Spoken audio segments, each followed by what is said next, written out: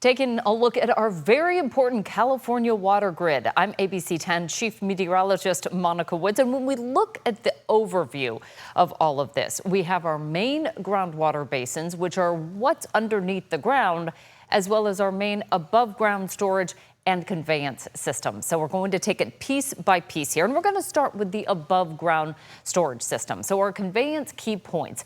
There's storage significance because we have prolonged periods of dryness here in California, dry summers and periods of frequent droughts as well. Next up come reservoirs. We have nearly 1,500 throughout the state. Out of all of those, the ownership with 60% of the state's storage is owned by California and the U.S. Bureau of Reclamation, which will be the federal government. Everything else is local agencies and private ownership, but 60% of all the water is going to be owned by the state and the federal government. How do we move all of this water throughout the state? That is through aqueducts. It can move it great distances. We're talking over 1,000 miles of water being moved throughout the state. Next up comes groundwater. Now, this actually poses the largest storage opportunity for us, but again, it's the combination of how diverse that water portfolio is for the state.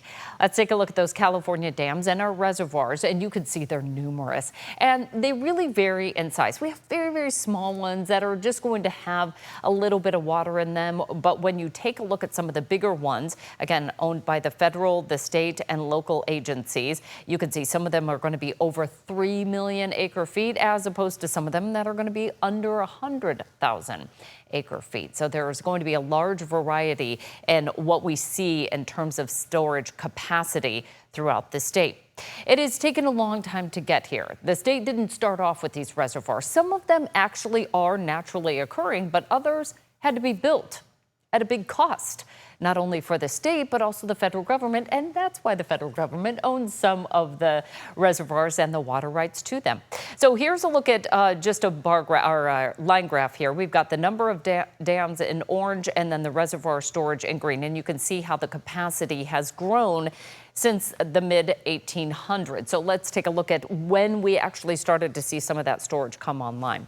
Shasta Dam came online 1945, so we saw the capacity grow substantially. That happens to be the largest reservoir in the state, in the northern part of the state. Next comes Trinity, also a very large reservoir for us in the northern part of the state. That came online in 1962. Next, we added Oroville, again in the northern part of the state. You'll see why.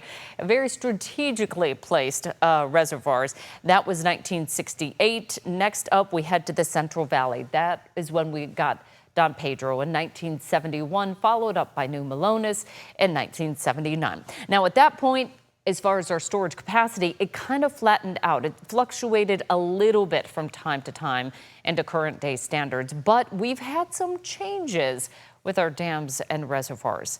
All of this is managed by California and the federal government. So water management plays a critical role in California. How much to keep, how much to release, how much are we going to need for the dry summer months or during periods of drought? They play multiple benefits, and we'll talk more about that in just a moment. But what do they serve? Flood risk, water storage, recreation, power, hydropower, and the environment. Next up, the upgrades that are needed. As we just looked at that timeline, many of these reservoirs are over 50 years old. We have had some minor modifications to them, but in terms of the big structural upgrades, many of them are in need of it, and unfortunately, it takes a lot of money to do that. Now, what about new dams? We hear a lot about that. Well, just put new dams. Well, the most strategically placed dams have already been built. Plus, it comes at a very high cost. The federal government not really in the game to give a lot of money to put into more reservoirs right now. We've actually moved towards some of the dams being removed. Let's talk about safety, or reduced benefit, plus it could be a danger to the environment. We've been talking a lot about the Klamath Dam removal just to release some of the tension that we've seen in that part of the Eel River and what we're needing to actually get that water flowing through a little bit more freely. We were just not seeing the benefits, and again, some improvements that were needed. So that just actually happened in the last couple of years. Our biggest reservoir is Lake Shasta, and you can see the comparison. I'm going to show you one of the smaller reservoirs as well, but we're talking 4.5+ acre feet of storage that Shasta has. Again, that's just the capacity. That's not necessarily what we average. Here in the blue line, in this shaded area, is what we usually average. And it usually peaks right around May 1st, June 1st is when we usually see our peak storage. And then as the water needs continue to grow, it comes down towards the end of the summer and the beginning of the fall, when we basically don't get any rain in California. Some people like to say, well, we get drought every year in California. It's called summer. So Lake Shasta being our biggest reservoir that we have in the state. Again, that's in the northern part of the state. Folsom, in comparison, a smaller reservoir, but it serves a large population. Most of the Sacramento capital region is served by this much smaller reservoir. So Oroville, Trinity, Shasta, Don Pedro, New Melones, that's going to serve a bigger portion of the state. But Folsom plays a critical role because it's what they call the first responder to the Delta needs.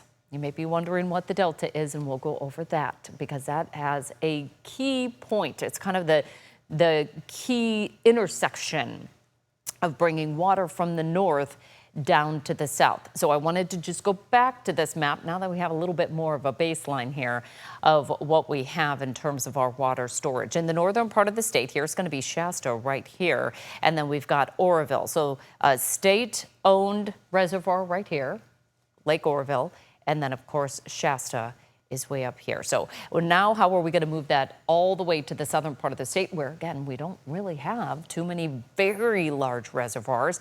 And there's a reason why, because our reservoirs take in snowmelt. So let's take a look at the snowmelt path. We have the snow throughout much of the Sierra Spine. There's certainly snow in the southern part of the Sierra, but the largest amount of snow capacity here is going to be in the 80-50 corridor right through the Tahoe Basin, points southward to about Yosemite, and then we have some snowpack, but just lesser amounts of it. Typically, historically, most of that snow is going to fall in the northern part of the state. Shasta, by the way, up towards the northern part of the state as well. So we're just going to focus on a smaller section of this instead of taking it as a whole. We've got some of the naturally occurring waterways that will help to transport some of that water. When we have the snowmelt, let's say for the Tahoe Basin, that's going to go into the American River. The North Fork, Middle, and South Fork will all carry that water downhill.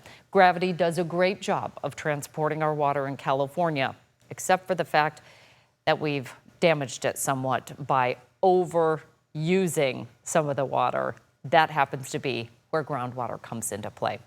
The Feather River is a little farther to the north, and that is going to also be a good conveyance system for us to then start to store this water into strategically placed lakes, man-made lakes.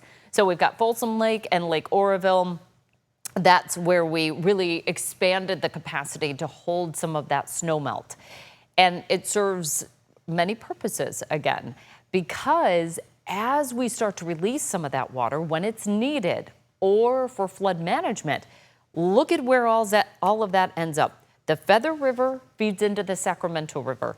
Shasta will do releases into the Sacramento River. The American River into Folsom, when that water gets released, it heads downstream right into downtown Sacramento. So just for a moment, I want to go back to the multiple benefits, that key point there, because we're not only using these reservoirs for water storage, we're also using them for flood risk, as well as recreation, power, and environment. So that's why water management is such a critical role in California, because of the multiple ways that we call upon our reservoirs to serve the needs in California. Okay, so let's say we've got too much water. It goes through Sacramento. Where does it go next? It goes to the Delta. Again, that's kind of the pinch point of all the water coming through. Now, why is that such a critical point? Because we want fresh water in our reservoirs, in our canals, in our streams, in our lakes, in our rivers. And what's trying to move against that is the Pacific Ocean water.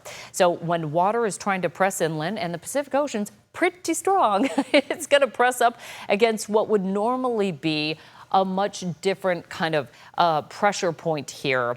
And so if we don't put enough water in the delta, that saltwater intrusion will be making a big push inland, and then unfortunately degrade some of the water quality moving through the southern part of the state. And that's why Folsom is the first responder, releasing that water to make sure we don't have too much salt water coming in, because next we get our California water delivery system. And here comes the water. This is the California aqueduct, and you can see the many canals that it connects to. I mean, this is what much of the Central Valley of California looks like. Rich agricultural land, dry in the summers. We need the water. And so when we're able to pull some of that water from the above ground surface water, we can really meter out how much water we want to put on those crops. So what if we get the snow melt, it goes into the reservoirs, it goes downstream, we have too much? Well, then that's when we start to store it underground. And this has the capacity to really provide us with much, much more water than, say, above ground surface. Plus, it's already there. It kind of looks like this underground here. We get infiltration coming from lakes and streams, as well as percolation ponds. The only problem is there's been over pumping. So we pump that water to the surface, especially when surface water isn't available.